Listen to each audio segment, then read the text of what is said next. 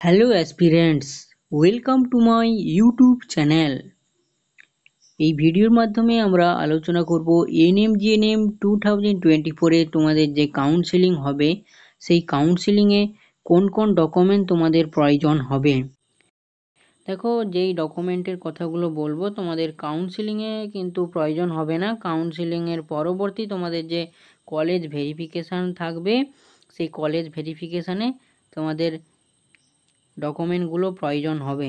তো তোমরা কাউন্সেলিংয়ের আগেই বানিয়ে রাখার চেষ্টা করো, অনেক ডকুমেন্ট রয়েছে। তো বেশি কথা না বাড়িয়ে পরকে পর কোন কোন ডকুমেন্ট তোমাদের প্রয়োজন হবে সেগুলি দেখে নেওয়া যাক। চলো তাহলে দেখো, আমরা চলে এসেছি এক নতুন স্লাইডে। দেখো, তোমাদেরকে প্রথম স্লাইডে তোমরা দেখতে পাচ্ছ 9টি ডকুমেন্টের কথা বলা রয়েছে। প্রথম ডকুমেন্ট তোমাদের যেটি লাগবে, অবশ্যই সবার জন্য লাগবে র্যাঙ্ক কার্ড অবশ্যই লাগবে। তারপরে লাগবে ক্লাস 10-এর অ্যাডমিট কার্ড এবং তার পরবর্তী যে ডকুমেন্টটি লাগবে সেটি হলো এইচএসের মার্কশিট।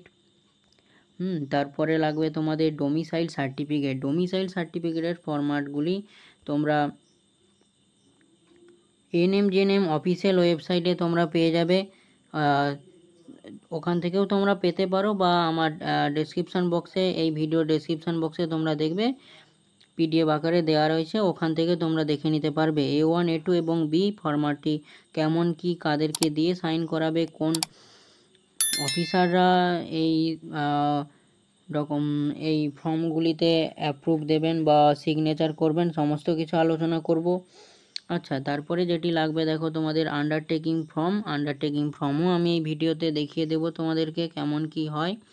আচ্ছা, তারপরে লাগবে তোমাদের সিট অ্যালটমেন্ট লেটারটি তোমরা কাউন্সেলিংয়ের পর যখন যদি কোনো কলেজ তোমাদের অ্যালট হয়, সেই একটি অ্যালটমেন্ট লেটার তোমরা পাবে, তখন সেই সিট অ্যালটমেন্ট লেটার তোমাদের লাগবে। এবং তার পরবর্তী যে ডকুমেন্টটি লাগবে ইউনিক অ্যালোকেশন আইডি।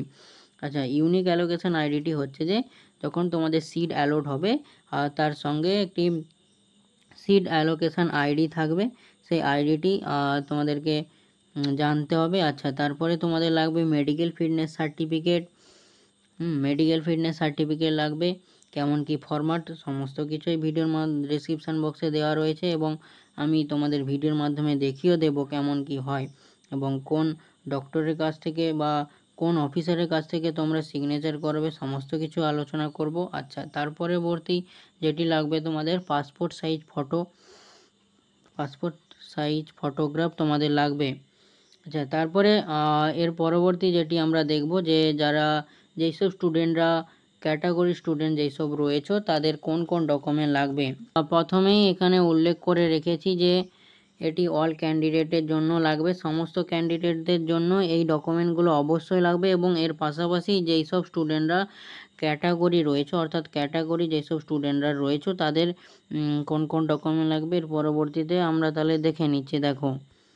দেখো অ্যাসপিরেন্টস, আমরা চলে এসেছি এক নতুন স্লাইডে। এখানে হেডিংয়েই লেখা রয়েছে, দেখো ক্যাটাগরি ক্যান্ডিডেটদের জন্য যেই ডকুমেন্টগুলো লাগবে। দেখো, প্রথমে তোমাদের লাগবে যেই সব ইডব্লিউএস ক্যান্ডিডেট রয়েছে তাদের ইডব্লিউএস সার্টিফিকেট লাগবে। আচ্ছা, তারপরে লাগবে তোমাদের ওবিসি যেই সব ক্যান্ডিডেটরা রয়েছে, অর্থাৎ ওবিসি এ এবং ওবিসি বি, তাদের ওবিসি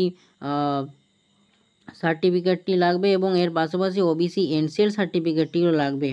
আচ্ছা, তারপরে যারা এসসি অ্যান্ড এসটি ক্যান্ডিডেট রয়েছে তাদের এসসি অ্যান্ড এসটি সার্টিফিকেট লাগবে, ক্যাটাগরি সার্টিফিকেট। এবং যারা পিএইচ ক্যান্ডিডেট রয়েছে তাদের পিএইচ সার্টিফিকেটটি লাগবে, যেটি এসএসকেএম হসপিটাল থেকে যেন ভেরিফাইড হয়। দেখো, এই বিষয়টি তোমাদের ইনফরমেশান বুলেটিনে উল্লেখ রয়েছে, তাই আমি এখানে মেনশান করে রেখেছি।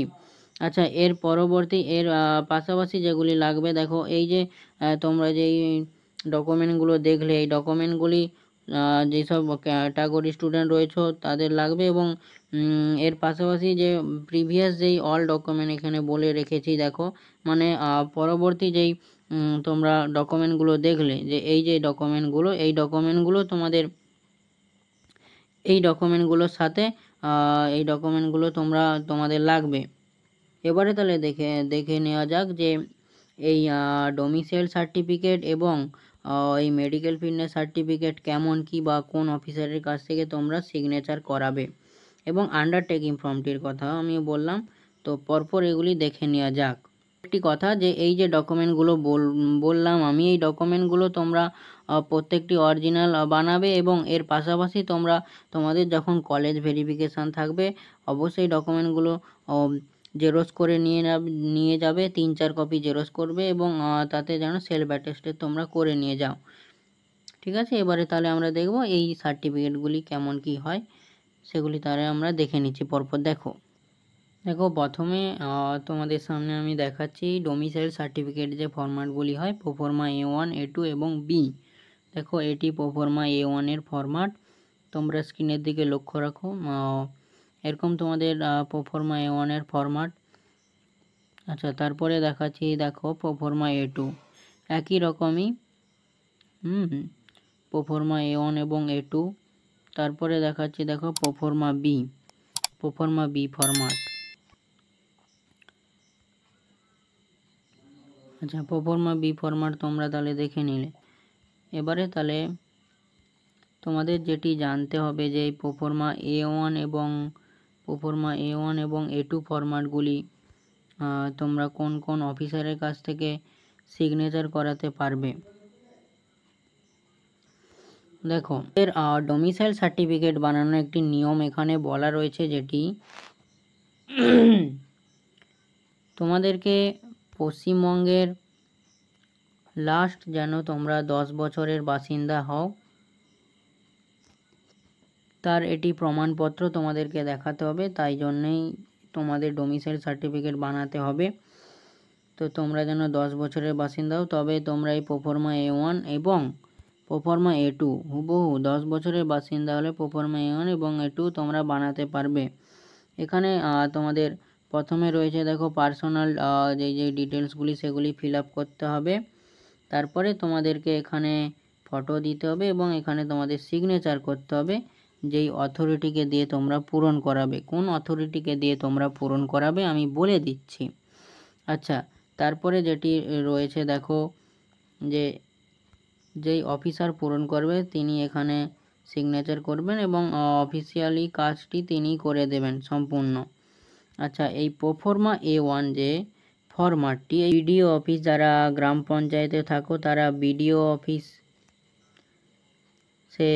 অফিসে গিয়ে বিডিও যিনি থাকবেন তেনার কাছ থেকে তোমরা এটি পূরণ করাতে পারো, বা যারা পৌরসভা এলাকায় থাকো তাদেরকে SD অফিসারের কাছ থেকে এই ডোমিসাইল সার্টিফিকেটের প্রোফর্মা A1 ফরম্যাটটি তোমরা বানাতে পারবে,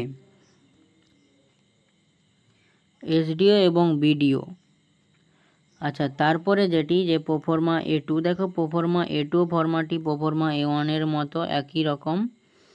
এই প্রোফর্মা A1টি তোমরা যেই লাস্ট ইয়ারে যেই স্কুল থেকে পাস আউট হয়েছো, অর্থাৎ 10+2 অর্থাৎ 12 যেই স্কুল থেকে পাস আউট হয়েছো, সেই স্কুলের হেড অফ দ্য ইনস্টিটিউট অর্থাৎ HOI যেটিকে আমরা বলি, বা হেডমাস্টার বা হেড মিস্ট্রেসের কাছ থেকে তোমরা এটি সিগনেচার করাতে পারবে, এবং এই ডিটেলসগুলি তোমরা পূরণ করাতে পারবে। তো তোমরা এই প্রোফর্মা A1 এবং প্রোফর্মা A2 বুঝতে পেরে গেলে কাদের কাছ থেকে তোমরা পূরণ করাবে। আচ্ছা, তারপরে যেটি রয়েছে দেখো প্রোফর্মা বি ফরম্যাট। এই প্রোফর্মা বি ফরম্যাটটি দেখো, প্রোফর্মা বি ফরম্যাটটি কাদের জন্য দেখো এখানে বলা রয়েছে, the residential domicile certificate for candidates not residing in the state of West Bengal but whose parent is বা are permanent resident of West Bengal having their permanent home address within West Bengal। অর্থাৎ যেই সব ক্যান্ডিডেটদের জন্মস্থান পশ্চিমবঙ্গ নয়, অর্থাৎ West Bengal নয়, কিন্তু তাদের বাবা মার জন্মস্থান ওয়েস্ট বেঙ্গলে, বা তার বাবা মা 10 বছরের ওয়েস্ট বেঙ্গলের বাসিন্দা, কিন্তু ক্যান্ডিডেটটি ওয়েস্ট বেঙ্গলের বাসিন্দা নয়, তো তারা এই প্রোফর্মা বি ফরম্যাটটি বানাতে পারবে। প্রোফর্মা বি ফরম্যাটে এখানে ক্যান্ডিডেটের সিগনেচার দিতে হবে এবং যে গার্ডিয়ানটি দেবে সেই গার্ডিয়ানের এখানে ফটোগ্রাফ দিতে হবে। তারপরে এখানে সিগনেচার দিতে হবে। দেখো এখানে বলাই রয়েছে এবং অথরিটিকে দিয়ে তোমরা পূরণ করাতে পারবে। এসডিও বা বিডিওর কাছ থেকে পূরণ করাতে পারবে। এসডিও বা বিডিওর কাছ থেকে তোমরা পূরণ করাতে পারবে। এরপরে যেটি আমাদের জানার বিষয় যে মেডিকেল ফিটনেস সার্টিফিকেট। দেখো প্রোফর্মা 2তে রয়েছে medical fitness certificate. Medical fitness সার্টিফিকেটটি এরকম, তোমরা পরপর দেখে নাও। তারপরে বলছি কোন জায়গা থেকে তোমরা এটি পূরণ করাবে।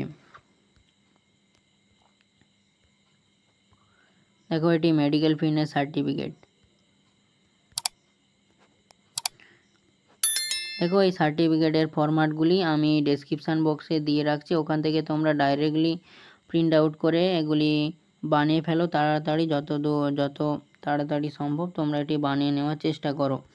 দেখো এই মেডিকেল ফিটনেস সার্টিফিকেটটি তোমরা তোমাদের নিকটবর্তী যেই গভর্নমেন্ট হসপিটাল রয়েছে, অর্থাৎ এমসিএইচ যে হসপিটাল, সেই হসপিটাল থেকে বানাতে পারবে। সেই হসপিটালে এমবিবিএস ডক্টর যিনি রয়েছেন তিনি এই মেডিকেল ফিটনেস সার্টিফিকেটটি তৈরি করে দিতে পারেন, বা এমডি ডিগ্রি যেই সব ডক্টরের রয়েছেন সেই সব ডক্টররাও এই মেডিকেল ফিটনেস সার্টিফিকেটটি বানিয়ে দিতে পারেন।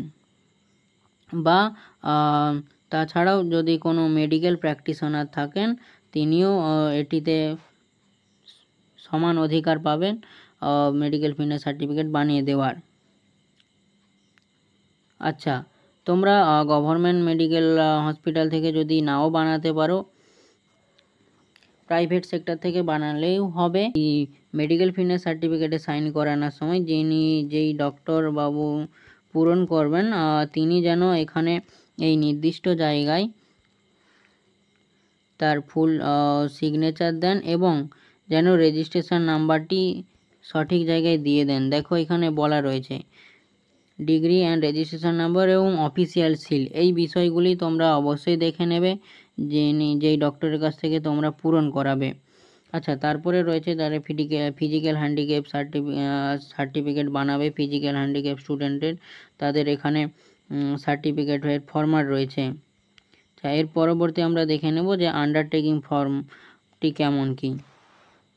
এর আন্ডারটেকিং ফর্মের ফরম্যাট, এই ফরম্যাটটি তোমাদেরকে নিজেদেরকে পূরণ করে নিয়ে যেতে হবে।